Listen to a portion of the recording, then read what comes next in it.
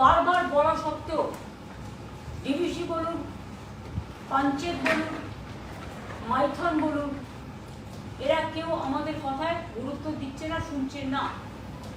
এবং কেন্দ্রীয় সরকারকে বারবার বলা হয়েছে খননের কাজ শুরু করতে।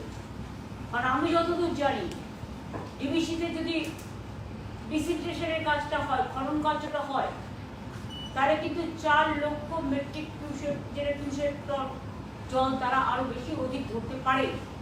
আর আপনার কথা মিথ্যা হলে আপনি ক্ষমা চাইবেন। আপনি মিথ্যুক।